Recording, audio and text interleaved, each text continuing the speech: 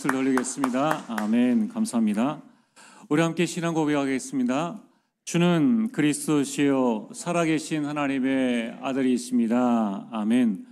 우리 옆 사람과 함께 인사를 나누겠습니다. 당신은 최고 축복의 사람입니다. 네, 오늘 말씀의 제목은 그러면 어떻게 살 것인가입니다. 우리가 저나 여러분들이나 예수 그리스도 알지 못했을 때는 잘한다고 한 것이 제사를 지내고 또 미래일을 알지 못하니까 점을 치고 또 집안 안에 여러 가지 어려운 일들이 생기니까 집안 잘 되게 하려고 구슬하고 저는 일어나면서 아무것도 모르니까 부모님의 종교를 그냥 따라가지 않습니까? 그래서 일어나면서 불경 소리를 들으면서 일어났던 그런 경험들이 생각들이 아직까지 나고 있습니다. 우리가 보고 들은 것이 이게 다였습니다. 그래서 한번 잘 살아보려고 또 잘해보려고 한다는 것이 우상 숭배였다는 겁니다. 오늘 로마서 11장 30절 우리 지난주에 봤던 말씀처럼 너희가 전에는 하나님께 순종하지 아니하더니 하나님을 순종하지 아니하려고 한 게 아니라 하나님을 몰랐으니까 그냥 하는 게 전부 다 불순종이에요. 그래서 우리는 어떤 인생을 살았습니까? 에베소서 2장 1절에 3절 허물과 죄로 죽은 우리 인생이었다는 거예요. 근데 중요한 것은 죽었다는 사실조차도 알지 못했습니다. 복음을 몰랐으니 이 세상 풍조를 따라갔는데 알고 보니까 그게 이 공중권세 잡은 자 사탄을 따르는 인생이었습니다. 당연히 본질상 나와는 상관없이 진도의 자녀가 되었고 운명과 사주와 팔자에 묶인 인생이었습니다. 여러분 알게 모르고 우리가 여기에서 벗어나 보려고 얼마나 몸부림쳤는지 모릅니다. 자, 이랬던 인생이 어느 날 예수 그리스도께서 우리에게 찾아오심을 말미암아 우리 인생이 한순간에 완전히 바뀌어 버렸습니다. 하나님께서 우리에게 복음을 주신 거예요. 여러분 도대체 이 복음이 무엇이길래 우리 인생을 완전히 바꿔놓았습니까? 창세기 3장에 아담과 하와가 죄를 지어서 하나님을 떠나고 영원한 심판 가운데 거하게 되었는데 그때 하나님께서 구원자 여자의 후손을 보내주시겠다라고 약속하셨습니다. 그 구원자가 오셨습니다. 그분이 바로 예수님인데 그 예수님이 그냥 오신 것이 아니라 그리스도로 이 땅에 오셨다는 거예요. 그래서 예수가 그리스도다. 이게 복음입니다. 그리스도는 무슨 일을 하셨습니까? 저와 여러분들 인생의 모든 문제입니다. 과거, 오늘, 미래 모든 문제를 해결하셨습니다. 요한일서 3장 8절 그리스도가 사탄의 일을 멸하시고 로마서 8장 2절에 죄와 사망에서 저와 여러분들을 해방시키시고 요한복음 14장 6절에 하나님 만나는 길을 열어주셨습니다. 언제 말입니까? 로마서 5장 8절에 우리가 아직 죄인 되었을 때 그 죄인인 나를 위해서 그리스도께서 죽으셨습니다. 그래서 우리는 요한복음 5장 24절 예수 그리스도로 말미암아 영생을 얻었고요. 이 정죄의 심판을 받지 않게 되었고 그 결과 사망에서 생명으로 옮겨졌습니다. 얼마나 우리는 축복된 인생인지 모릅니다. 아마 지금은 이 사실을 잘 못 느끼는 성도님이나 렘넌트들이 있을 수 있습니다.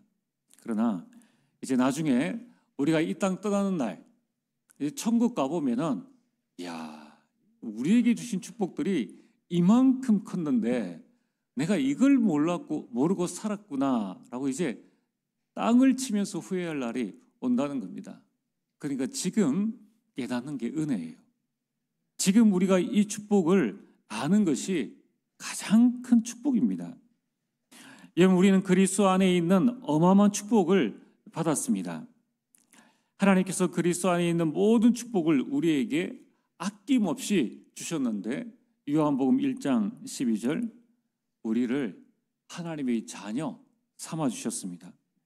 로마서 8장 15절에 감히 우리가 하나님을 아빠, 아버지라고 부르게 되었습니다.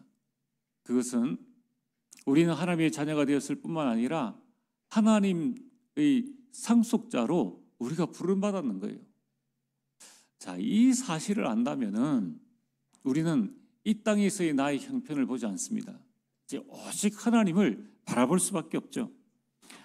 그러면서 요한복음 14장 16절에 성령께서 내 안에 영원토록 함께 하셔서 14장 26절에 모든 것을 가르치시고 모든 것을 생각나게 하신다는 거예요. 우리가 이 사실을 알기 때문에 우리는 점치러 가지 않습니다. 이미 말씀 속에서 우리 인생의 모든 일들, 심지어는 요한복음 16장 13절에 내가 너에게 장래일까지 알려주시는 거예요.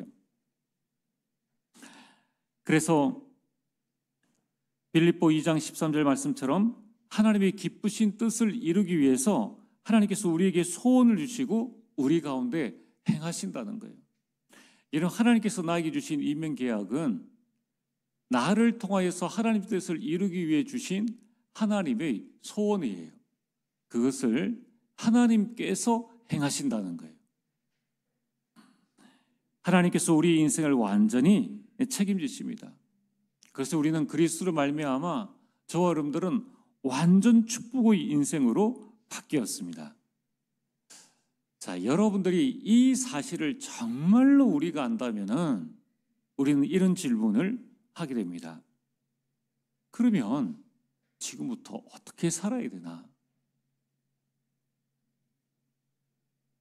이 자리에 계신 우리 모든 성도님들이 아마 하루 일과를 다 마치고 집에 와서 이제 샤워를 이제 하지 않습니까? 샤워를 하고 나면은 굉장히 상쾌해집니다. 근데 이제 샤워하고 나서 깨끗한 몸으로 조금 전까지 입고 있었던 그 속옷을 다시 입으면은 깜짝 놀라죠.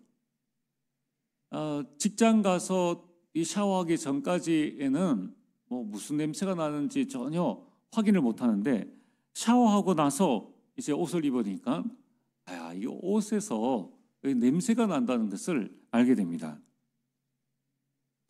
이는 우리는 정말 우리가 축복받은 인생이 되었는데 이제 내 인생을 다시 한번 되돌아보니까 지금부터는 내가 어떻게 살아야 될 것인가, 이 질문을 안 할 수가 없다는 것입니다.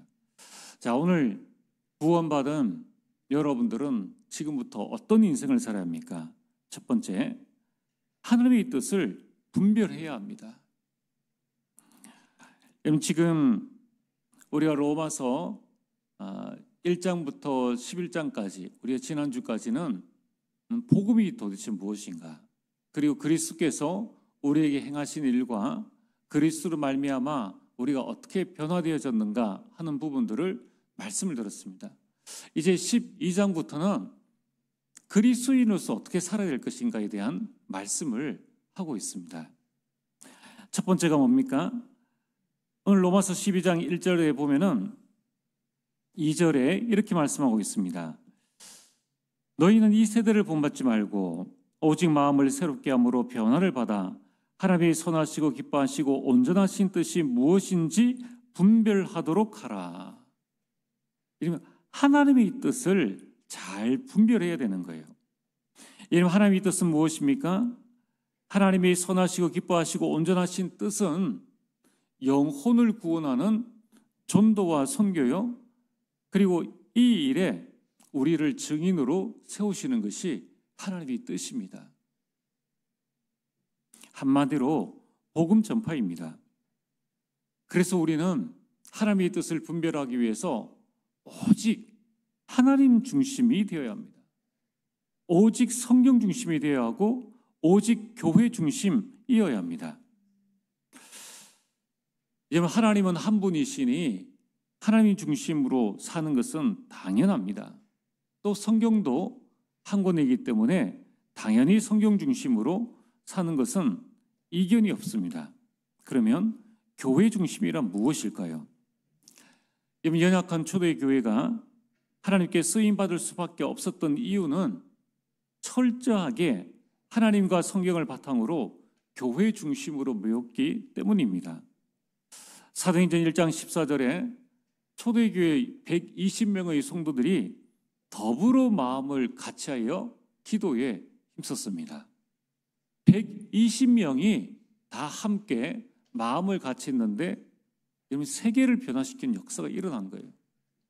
여러분 가정의 가족들이 4명, 5명 아니면 2명이라도 마음을 같이하여 기도에 힘쓰면 가문 복음화는 되어집니다. 사도행전 2장 42절에 초대교회 성도들은 사도의 가르침을 받아 서로 교제하고 떡을 떼며 오로지 기도하기를 힘썼습니다. 이게 교회 중심이라는 거예요. 또한 우리는 하나님의 뜻을 분별하도록 서로 소통하고 원리스 해야 합니다. 그래서 이 소통하기 위해서 초대교회는 기도에 힘썼죠. 그 결과 47절입니다. 주께서 구원받는 사람을 날마다 더하게 하시니라. 다른 것 하나 한 거 없어요. 하나님의 뜻이 무엇인가를 깨닫고 그 뜻을 붙잡고 초대교회는 오로지 기도에 힘썼습니다. 더불어 마음을 같이하여. 그 결과 하나님께서는 초대교회에 구원받는 사람을 날마다 더하게 하여 주셨다는 것입니다. 오늘 여러분들이 나를 향하신 하나님의 뜻을 분별하게 되기를 주의 이름으로 축복합니다. 자, 두 번째는 지혜롭게 생각하라는 것입니다. 이것은 성도의 교회 생활을 말씀합니다. 오늘 3절에 내게 주신 은혜로 말미암아 너희 각 사람에게 말하노니 마땅히 생각할 그 이상의 생각을 품지 말고 오직 하나님께서 각 사람에게 나눠주신 믿음의 분량대로 지혜롭게 생각하라. 여기에서 중요한 것은 하나님께서입니다. 하나님께서 각 사람에게 나눠주신 믿음의 분량이 있다는 거예요. 그래서 여러분들은 나 자신을 과대평가하지도 말고 나 자신을 과소평가하지도 말고 믿음의 분수대로 행하면 된다는 거예요. 또한 우리는 4절에서 5절 말씀처럼 서로 지체의식을 반드시 가져야 합니다. 우리가 한 몸에 많은 지체를 가졌으나 모든 지체가 같은 기능을 가진 것이 아니니 이와 같이 우리 많은 사람이 그리스도 안에서 한 몸이 되어 서로 지체가 되었느니라. 우리는 그리스도 안에서 한 몸입니다. 각자는 지체가 되어졌습니다. 어떤 사람은 팔의 역할을, 어떤 사람은 다리의 역할을, 어떤 사람은 머리 또는 눈, 귀 등의 역할을 감당해 나갑니다. 이 중에 하나라도 없으면 온전해질 수가 없습니다. 그래서 지혜롭게 생각하라는 거예요. 하루 종일 걸어 다녔다고 해서 다리가 손을 보고 너는 하루 종일 뭐 했느냐 이렇게 원망하거나 불평할 수 없다는 겁니다. 이는 우리는 하나님께서 내게 주신 믿음의 분량대로 또 우리에게 주신 이 지체의식을 가지고 지혜롭게 교회를 섬기고 하나님의 인도를 받아가야 하는 것입니다. 그래서 우리는 서로 시기하거나 질투하거나 비교하지 말고 또 여러분 우리가 교회 안에서 경쟁하지 말고 서로를 소중하게 여겨야 합니다. 우리는 서로를 아껴야 합니다. 그래서 이런 마음으로 받은 은사대로 섬겨야 하는 것입니다. 6절에서 8절까지 말씀하고 있습니다. 여러분 우리가 하나님께서 내게 주신 그 은사 달란트대로 섬겨 나가는 데는 결코 어려운 것이 없습니다.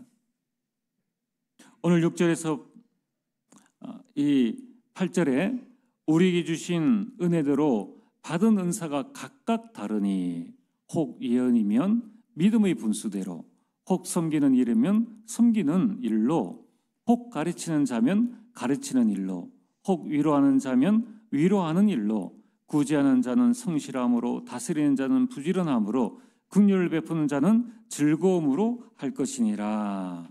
아멘. 각자 하나님께서 우리에게 주신 믿음의 분량대로 지체의식을 가지고 서로 경쟁하지 말고 받은 은사대로 섬기라는 거예요. 세 번째는 복음의 삶을 살라는 것입니다. 그게 바로 오늘 9절에서 13절까지의 말씀입니다. 복음의 삶, 복음은 뭡니까? 살리는 게 복음이에요. 그럼 어떻게 살리는 것이 복음입니까? 하나님의 말씀대로 하나님의 뜻을 잘 분별하고 또 서로 지혜롭게 생각하면서 그 사람의 맡은 바 달란트를 잘 발견해서 그 사람이 하나님 앞에 온전히 설 수 있도록 그럼 섬기는 것이 바로 복음의 삶이라는 거예요. 야, 너 내 말 들어야 돼. 내 말 잘 듣는 것이 복음이 아닙니다. 복음의 삶은 살리는 자세로 살라는 것입니다. 여러분, 이것은 성도의 기본 자세입니다. 그래서 오늘 9절에 말씀하고 있습니다. 사랑에는 거짓이 없나니. 복음의 삶의 첫 번째가 뭡니까? 거짓 없는 사랑으로 대하라는 거예요. 거짓 없는 사랑으로. 여러분, 예수님께서 나를 사랑하신 같이 거짓 없는 사랑으로 악을 미워하고 선에 속하라. 우리는 포장과 위선을 버려야 합니다. 지난주에 말씀드렸지 않습니까? 엄마가 불신자인데 아들이 교회 가자고 말을 하니까 그 엄마가 하는 말, 너는 교회 가자는 말만 할 때만 친절하더라. 그럼 우리는 무언가 이 영접 또는 우리가 전도를 우리 인생의 건수로 생각을 합니다. 그것을 마치 내가 전도를 많이 해서 건수를 많이 올려서 하늘나라에 큰 상급을 받아야 된다. 그러면 그거는 하늘나라 가봐야 되는 거예요. 그러면 하나님께서 왜 선교사를 저 오지에 보내가지고 복음을 전하게 하십니까? 왜 저 농어촌에 보내가지고 복음을 전하게 하십니까? 왜 몇 가정 되지 않는 섬에, 우리나라 저 섬에 목사를 보내가지고 그런 평생 거기에 사역하게 합니까? 우리가 하나님을 내 인생의 이 장래 보장을 위한 어떤 건수로 생각하면 안 된다는 거예요. 우리가 계속 무언가 다른 것을 가지고 생각을 하니까 우리 신앙생활이 자꾸 위선이 되어집니다. 그래서 우리는 거짓 없는 사랑으로 대해야 된다는 거예요. 여러분, 우리가 복음을 받았다면 얼마나 감사한 일입니까? 아니, 흑암 가운데서 우리가 구원을 받고 그리스도께서 지금까지 나를 지키시고 끊임없는 사랑을 베풀어 주시는데 그 사랑을 다른 사람들에게 나누는 것 당연한 건 아니라는 거예요. 그러면서 이 사랑을 어떻게 해야 될 것인가? 10절 말씀에 먼저 하라는 거예요. 먼저. 무엇을 먼저 하라고 말씀하십니까? 형제를 사랑하여 서로 우애하고 존경하기를 서로 먼저 하라. 그래서 우리는 사랑의 마음으로 먼저 사랑하고 먼저 존경해야 한다는 거예요. 여러분, 사랑받으려 하지 말고 먼저 사랑하시길 바랍니다. 여러분들이 존경받으려 하지 말고 먼저 존경하시길 바랍니다. 그래서 우리가 사랑의 마음으로 우리 렘넌트들은 인사를 잘해야 돼요. 또 우리 어른들은 사랑의 마음으로 또 우리 렘넌트들과 인사를 하고 성도 간에 인사를 잘해야 합니다. 또 하나 중요한 것은 사랑의 마음으로 인사를 잘 받아야 돼요. 여러분, 인사를 잘 받는 것도 참 중요합니다. 나이가 들어서 어른이 아니에요. 여러분, 하나님이 주시는 말씀을 붙잡고 내가 그 가운데서 무엇을 어떻게 해야 될 건가 아는 사람이 어른입니다. 또한 세 번째로 복음의 삶이 뭡니까? 11절에서 13절에 나와 있는 것처럼 부지런하여 게으르지 말고 열심을 품고 주를 섬기라. 주를 섬기라.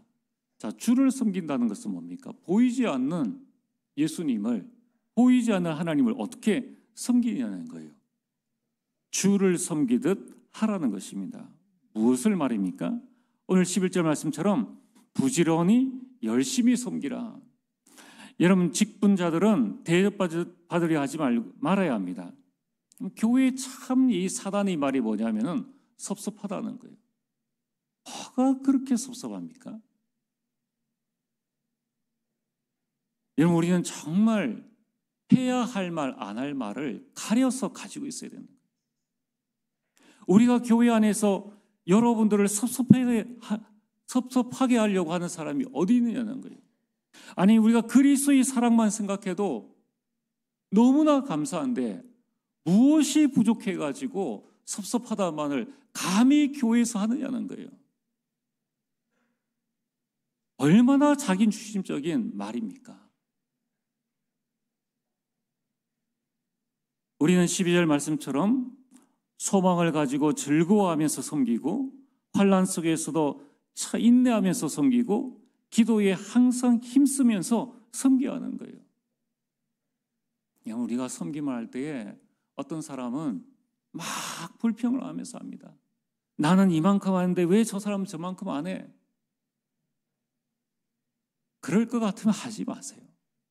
여러분, 우리가 교회 일을 불평하면서까지 막 할 필요가 없어요. 막 불신앙의 말을 퍼뜨리면서까지 그렇게 할 필요는 없습니다. 여러분, 우리가 교회에 올라오다가 쓰레기가 하나 보였다. 그럼 내 한 사람 주면 되는데 누가 쓰레기를 여기 버려가지고 애들이 버릇이 없어, 누가 뭐를 했어, 내가 한 사람 주면 끝나잖아요. 내게 받은 은혜가 내가 조금 허리 숙여가지고 휴지 하나 줍는 그 정도의 사랑도 안 된다는 거예요. 각자 주신 믿음의 분량대로 내 눈에 쓰레기가 보이는 걸 어떻게 합니까? 그러면 그게 은혜 아니에요. 그거 하나 줍는 것이 교회를 섬기는 일이 아닙니까? 환난 속에서도 잘 참으며 기도에 항상 힘쓰면서 섬기라는 것입니다. 오늘 13절에 중요한 말씀을 하죠. 성도들이 쓸 것을 공급하라. 그리고 손 대접하기를 힘쓰라. 성도들에게 필요한 것을 나눠주면서 섬기라는 거예요. 그래서 우리 교회에 성도들에게 필요한 것뿐만 아니라 주변에 많은 그리스도의 사랑을 전하기 위해서 우리 산업선교회가 참 일어나야 됩니다. 우리 산업인들이 하나님께서 나에게 주신 빛의 경제를 회복해야 됩니다. 손 대접하기를 힘쓰면서 섬기라. 이 손이 뭡니까? 낯선 사람, 이웃입니다.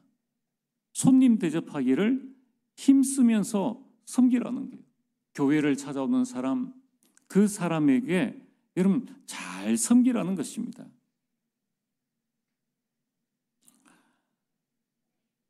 이런 오늘 결론으로 왜 11장까지는 오직 복음에 대해서 말씀하시는데 왜 12장부터는 이 복음을 가진 그리스도인의 생활, 삶에 대해서 말씀을 하시는가? 아니, 복음이면 다지 뭐하러 삶을, 생활을 말씀을 하시냐는 거예요. 왜 그렇습니까? 복음과 복음적 삶, 복음의 삶은 수레의 양바퀴와 같기 때문입니다. 여러분, 수레에는 바퀴가 2개가 있어야 앞으로 나아갑니다. 그리고 그 크기가 같아야 돼요. 만약에 한쪽은 크고 한쪽은 작으면 열심히 갔는데 나중에 보면 제자리인 거예요. 제자리입니다. 여러분, 우리가 복음 말을 하는데 여기 우리 삶이 안 되어지면은 나중에 10년, 20년, 30년, 40년 지나 보면은 눈 떠보면은 제자리예요. 그래서 반드시 복음과 복음적 삶은 병행되어야 합니다. 이걸 따로 떼어서 이야기할 수 없다는 거예요. 밥을 먹으면 배가 부르죠. 그걸 당연한 것이죠. 여러분, 복음이라고 말하면서 내 뜻대로, 내 마음대로 하면 안 된다는 겁니다. 그래서 우리는 하나님의 뜻대로 행해야 합니다. 마태복음 7장 21절에 나더러 주여 주여 하는 자마다 다 천국에 들어갈 것이 아니요 다만 하늘에 계신 내 아버지의 뜻대로 행하는 자라야 들어가리라. 내 아버지의 뜻대로 행하는 자라야 들어간다는 거예요. 그 당시에 많은 사람들이 주여 주여 합니다. 아버지의 뜻은 뭡니까? 예수 그리스도를 영접하고 마음으로 믿고 입으로 시인해야 그때 구원을 받는 것이지 주여 주여 한다고 받는 게 아니라는 거예요. 여러분, 필리핀이나 저 중남미 가면은 예수님 믿으십니까 하면 다 믿는데요.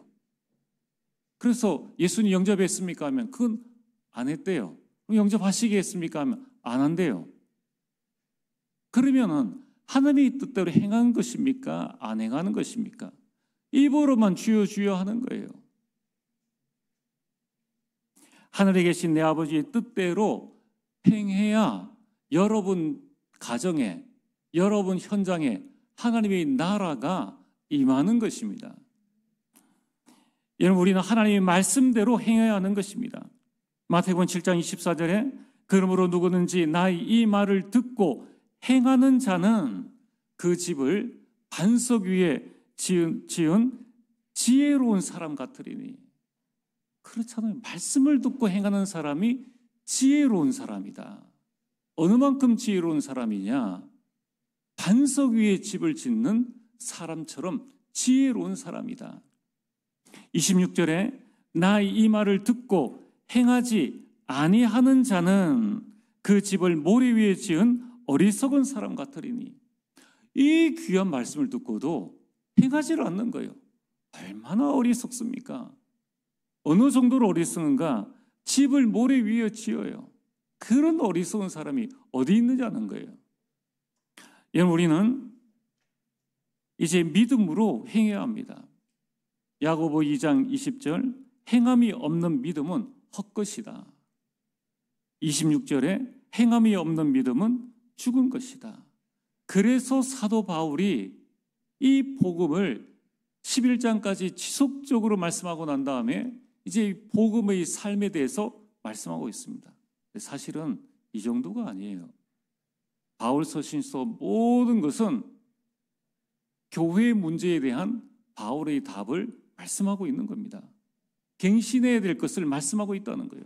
그러면서 입으로 복음하면서 갱신하지 않는 것은 그것은 심각한 문제라는 것입니다. 오늘 여러분들이 정말 나는 그러면 어떻게 살 것인가? 여러분이 가장 먼저 복음 누리는 삶을 살면서 복음의 맛을 한번 봐야 안 되겠습니까? 그러면서 그 복음의 맛을 지속할 수 있는 정말 복음의 삶이 되어지길 주의 이름으로 축복합니다. 전능하신 아버지 하나님, 참으로 감사를 드립니다. 예수 그리스도를 말미암아 우리 인생을 완전히 바뀌어졌으니 이제 이 복음 붙잡고 모든 사람을 살리는 복음의 삶을 살게 하여 주옵소서. 예수님 이름으로 기도리옵나이다. 아멘.